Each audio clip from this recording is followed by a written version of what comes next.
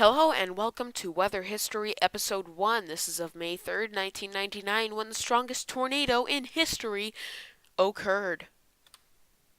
Before we do get into this video though, this is proudly sponsored by Floyd Glass and Window. Check them out in the link below. Let's get right into what was so important about this day. It has to do with this tornado right here, the strongest one ever. This was a large, violent, and extremely dangerous tornado that went through central Oklahoma and had a very long track. Now, let's get into a little bit of weather science and how tornadoes are rated. So first of all, we have the EF scale. That's what we use today, getting anywhere from minor damage to massive damage depending on which rating the tornado is at. There was also, before the EF scale though, an F scale, which is what the EF scale is based off of. In case you were wondering, F stands for Fujita, and EF stands for Enhanced Fujita, and you can see some substantial differences between the F0, EF0, and F5 and EF5, and all of the ones in between. But in the original F scale, most people thought it only went up to F5, when in reality it can actually go up to F12, which is at the speed of sound. Now, this is pretty insane, and we're never ever going to have anything close to that. We've only had up to an F6, and that's the tornado we're going over today. This tornado had winds of 319 miles per hour, with F6 having to have winds of 318 miles per hour or above, so it just barely made it into the F6 category. Now, let's get into a storm chaser's perspective. There he is. Moore, Oklahoma.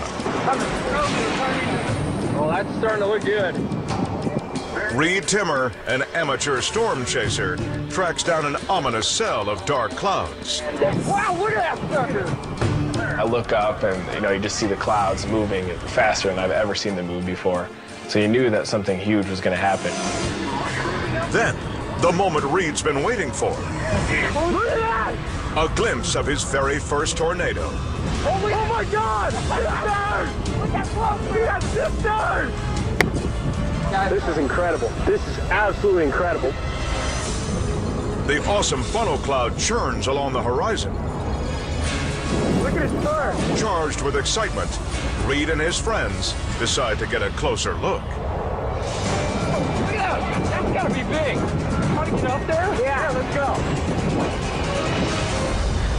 Wow, look at those sinners in there. What these young amateurs don't realize is that they're chasing an F5 tornado, the deadliest twister on Earth. We got a mile-wide tornado in front of us. It's about to turn their adrenaline high into instant terror. We gotta go! Without warning, the killer cyclone surges straight toward them. The terrified friends take hasty refuge under a highway overpass. Big mistake. Oh my God! The winds are approaching 300 miles per hour, and underneath the overpass they could accelerate even further. It's a very dangerous place to take shelter.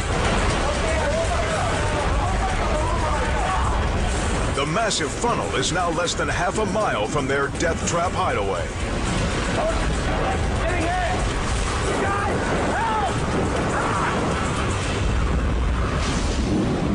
Mercifully, the tornado shifts direction at the last second, narrowly missing the storm chasers. That was the scariest moment of our life. Reed and his friends are spared by what turns out to be the most destructive twister to ever hit the state of Oklahoma. This is the first tornado I've really ever seen.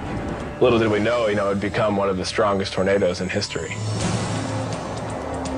The natural disaster leaves the entire region in shambles. Reed continues to chase down storms, but he'll never forget the lessons he learned from that first tornado, which nearly proved to be his last.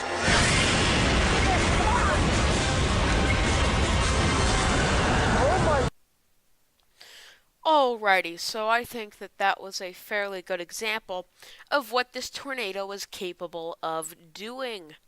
So, now let's get into more examples of what the tornado did. So this is the destruction it did. You can see pretty big destruction here. This is many houses just leveled. It's just very sad to see this picture, and it's just very sad to see what Mother Nature does to our civilizations and just what it's done. I never like to see these kinds of pictures, but I felt they were necessary for this video. You can see here on a wider scale what destruction it did. You can see even more destruction. Many houses just leveled by this nearly mile wide, mile and a half wide tornado. Here's more destruction that it did. More leveled homes and some debris. Cars, you can see. Some of them covered in debris. You can see one or two in the picture overturned. It's just unfortunate. And then here it is on a much larger scale, just all the destruction it did. It's just very sad what this tornado did. And the even sadder part about it is that this isn't the only tornado that has done destruction like this. It was actually the first one, really, that was notable for doing destruction like this. But there were many more after it, including one in 2003 and two in 2011. Actually, no, I'm sorry, that was 2013. So let's take a look at it as it happened. You can see the Storm Prediction Center having a slight risk issued. This is at midnight of May 2nd. And that slight risk does have where those severe storms would form that day, but not where they would head. Still, the Storm Prediction Center did have a fairly accurate forecast on their second advisory, which would be later on in the day, 12 hours later at noon of May 2nd, showing a slight risk basically where all the severe weather was going to occur that day, although it would most notably occur in Oklahoma. Then, at midnight of May 3rd, you can see that slight risk continues to expand, and you'll also notice that in today's severe weather forecasting, you will probably see on high risk days already a moderate risk at this point. So you can see that the Storm Prediction Center was a lot more conservative back then because they didn't have the tools to make such accurate forecasts until the stuff was happening. Then, 6 hours after that, at 6 a.m., still the Storm Prediction Center didn't really think it was going to be too dangerous of a day, only having a slight risk of severe thunderstorms. But that would definitely change at noon of May 3rd, with the Storm Prediction Center realizing that a very dangerous severe weather day was approaching, giving it a moderate risk of severe storms for central Oklahoma, where the worst of it would happen. Then they would upgrade that to a high risk, knowing that extremely dangerous weather was coming into Oklahoma as large tornadoes were beginning to form. This was at 6 p.m. Then at midnight, they had shown a high risk for just central Oklahoma with a moderate risk surrounding the high risk because the weather had piped down, but on May 4th, there would be more havoc to be wreaked. Let's take a look at Doppler radar and what this tornado did.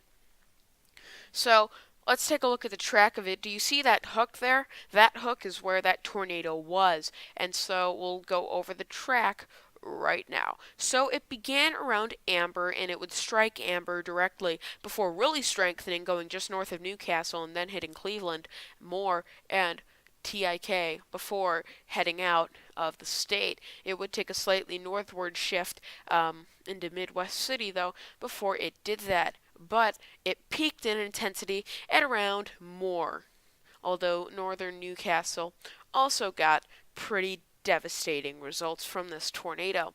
Base velocity is a product that we use in meteorology to figure out where the rotation is in storms, and you can see where those bright reds and bright greens are. That's where the tornado was, and you can clearly see that it was very violent because of just how fast the winds are shown to be. Check me out on social media at Microcasting on Facebook and Twitter. Thank you so much for watching. This is Microcasting St. Louis signing out.